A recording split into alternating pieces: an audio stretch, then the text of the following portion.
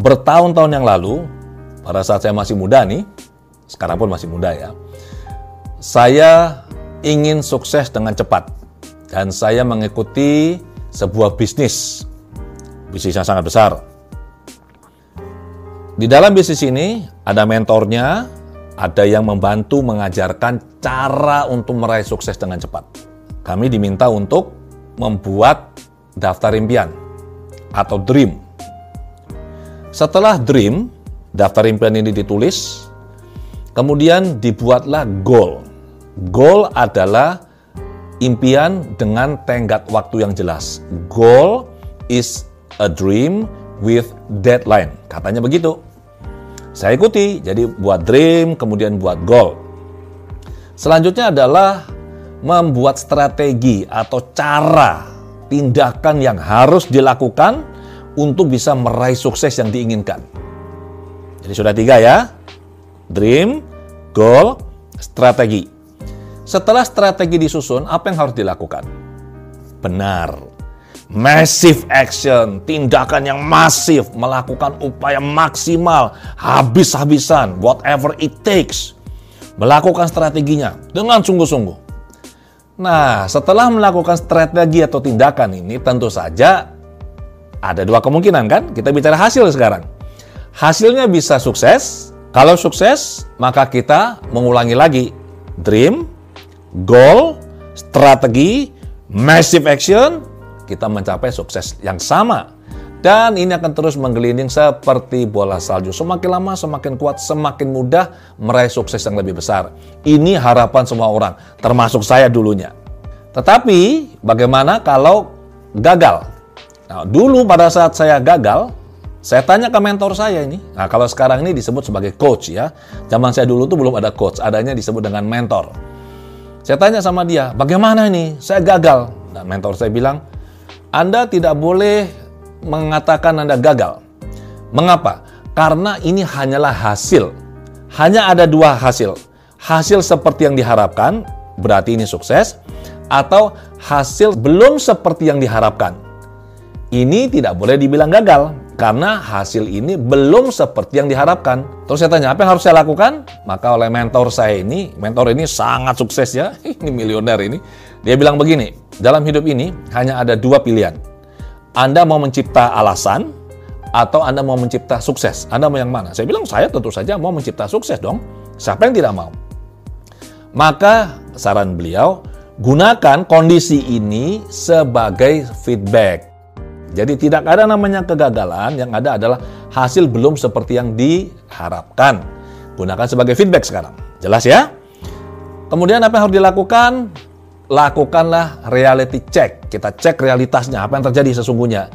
Dari sini barulah kita melakukan change approach, mengubah pendekatan kita. Nah, mengubah pendekatan ini dilakukan di mana? Di strategi. Benar. Strateginya dirubah, kemudian massive action. Hasilnya bagaimana? Kembali lagi, ada 2 kemungkinan. Saya belum berhasil. Ini diulang terus ini. Jadi strategi, massive action, hasilnya belum seperti yang diharapkan. Jadikan feedback, reality check ya. Rubah lagi pendekatan, terus diputar-putar begini. Bahkan teman-teman, saya di saat itu ya, selama 7 tahun hidup saya, setiap minggu paling tidak ada sebuah meeting kecil untuk menjaga antusiasme menjalankan bisnis. Kemudian sebulan sekali ada seminar yang jauh lebih besar. 3 bulan sekali seminar yang lebih besar lagi dihadiri ratusan orang. Setahun sekali teman-teman, selama 7 tahun ini saya ke luar negeri mengikuti seminar atau workshop yang berlangsung 3 hari. Di luar negeri biayanya tidak sedikit. Dan selama ikut seminar atau motivasi, semangatnya luar biasa, pulang menggebu-gebu, paling lama 1-2 minggu, kempes, habis. Jadi ini yang saya alami. Dream, goal, buat strategi, massive action, oke. Muter, belum berhasil, muter lagi. Ikuti seminar, ikuti workshop, bahkan sampai ke luar negeri, mendengarkan kaset-kaset motivasi di mobil, di rumah, dimanapun. saking kepinginnya sukses. Baca buku-buku yang bisa membangun karakter sukses. Contohnya apa? 1. The Magic of Thinking Big, karya David Schwartz. How to Win Friends and Influence People, Dale Carnegie. Think and Grow Rich, Napoleon Hill. You Can If You Think You Can, Norman Vincent Peale. Awaken the Giant Within, Tony Robbins. Maximum Achievement, Brian Tracy. Tough Time Never Lasts, But Tough People Do, Robert Schuller. Dan buku-bukunya Wayne Dyer, buku-bukunya Stephen Covey, dan masih banyak lagi buku yang lain. You name it. Itu ada di perpustakaan saya di rumah itu. Ya. Nah, apa yang salah dengan ini? Saya sudah jalankan semua yang disarankan oleh mentor saya. Saya sudah lakukan massive action, mengubah pendekatan, datang ke seminar, workshop, rutin, baca buku, masih juga belum bisa. Teman-teman, saya mau quit, saya mau berhenti. Mentor saya bilang, Adi, Anda harus selesaikan apa yang telah Anda mulai. Waduh, berarti nggak boleh berhenti nih. Terus ditambah lagi begini, sukses diukur bukan dari seberapa tinggi capaian, tapi sukses lebih dinilai, lebih diukur dari berapa besar hambatan, kesulitan yang bisa seseorang atasi dalam perjalanannya mencapai sukses yang dia inginkan. Teman-teman, saya dulu percaya loh ini. Jadi 7 tahun saya tidak quit. Sampai akhirnya saya sudah tidak bisa lagi, tidak tahan lagi. Saya memutuskan untuk berhenti. Karena saya tidak tahu apa lagi yang harus saya lakukan. Semua sudah saya jalankan. Barulah pada saat saya mendalami dunia pikiran, ya, saya menemukan hal yang tidak pernah dibahas di semua buku yang saya baca. Tidak pernah dijelaskan di semua seminar workshop yang saya hadiri selama 7 tahun. Apa itu? Kotak hitam, black box sukses. Ada sesuatu di dalam diri kita yang kita tidak pahami dan inilah kunci sukses. Kotak hitam ini apa? Pikiran bawah sadar. Jadi selama ini saya berusaha untuk sukses menggunakan willpower saya, kekuatan kehendak saya. Ternyata setelah saya mendalami dunia pikiran, saya paham sekarang. Pikiran sadar atau willpower ini perannya hanyalah sekitar 1-5% dari keberhasilan seseorang. Peran yang lebih besar adalah di pikiran bawah sadar yang mengendalikan antara 95-99% diri seseorang. Untuk itu, teman-teman, bila Anda nonton video ini, Anda sudah lakukan persis yang saya sarankan dan belum juga berhasil, sangat disarankan untuk Anda memeriksa kotak hitam sukses Anda, yaitu pikiran bawah sadar Anda, black box-nya Anda.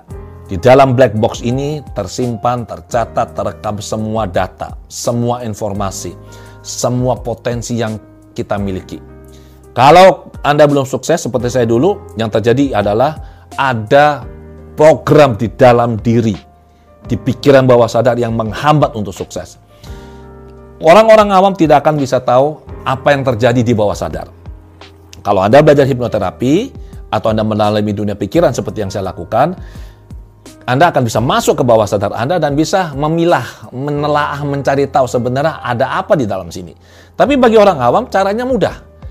Bagaimana Anda tahu bahwa bawah sadar melakukan sabotase, menghambat Anda untuk sukses atau mendukung Anda untuk sukses? Kalau Anda melakukan sesuatu, hati Anda gembira, senang, jalannya lancar, sepertinya dimudahkan, ini artinya keinginan dari pikiran sadar untuk sukses ini didukung penuh oleh pikiran bawah sadar. Semuanya lancar, smooth, halus, mulus. Tapi kalau misalkan Anda mengalami misalnya ya, suka nunda-nunda, merasa kok nggak nyaman melakukan sesuatu, atau misalkan target yang kecil gampang dicapai, target yang besar selalu gagal, atau mengalami kegagalan beruntun. Ada ini klien saya, yang kalau dia sudah mencapai penghasilan tertentu, pasti usahanya bangkrut. Nanti dia mulai lagi, naik lagi, bangkrut lagi. Kalau ada pola yang berulang dalam aspek apapun dalam hidup Anda, dan ini tidak seperti yang Anda inginkan, ini artinya ada sebuah program pikiran atau beberapa program pikiran di dalam pikiran bawah sadar Anda yang menghambat Anda. Dan teman-teman, ini perlu dibereskan.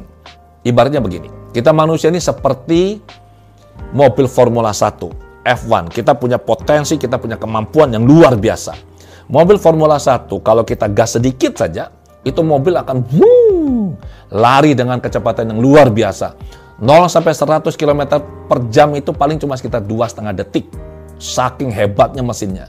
Kita sama, manusia seperti ini. Masalahnya adalah, tanpa disadari oleh kebanyakan orang, sekali lagi ya, tanpa mereka sadari ya, mereka menarik handbrake-nya, handbrake-nya ditarik. Akibatnya apa? Mobilnya digas, mobil F1 ini digas sampai habis, itu mobil jalannya pelan sekali, padahal mesin menderu-deru. Ini yang terjadi pada banyak orang. Mereka lakukan massive action, tapi hasilnya sedikit sekali. Massive action bukan berarti tidak bisa membuat orang berhasil, bisa. Kalau ada hambatan besar dan orang terus melakukan massive action, apapun itu, cepat atau lambat, blockingnya kelepas. Pertanyaan saya, berapa lama orang yang tahan menjalani ini? Nggak banyak. Saya termasuk salah satunya dulu nggak tahan. Ya, 7 tahun hidup saya. Tapi teman-teman, saya bersyukur dan saya belajar dari apa yang saya alami.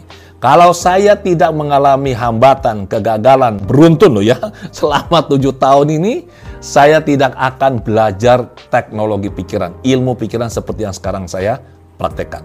Jadi pesan saya teman-teman, Anda cek kotak hitam Anda, black box Anda, karena disitulah kunci sukses yang sesungguhnya. Teman-teman, saya tawarkan 2 opsi. Yang pertama, Anda melakukan massive action dan Anda bisa berhasil dengan cara ini. Banyak orang melakukan ini. Yang kedua, ini yang saya tawarkan kepada semua klien saya dan semua peserta pelatihan Quantum Life Transformation yang saya selenggarakan. Dengan mengubah sedikit program pikiran yang ada di dalam black box, di dalam pikiran bawah sadar, kita bisa memberdayakan pikiran bawah sadar ini, mendukung kita, maka sukses bisa diraih dengan melakukan upaya yang sangat minimal.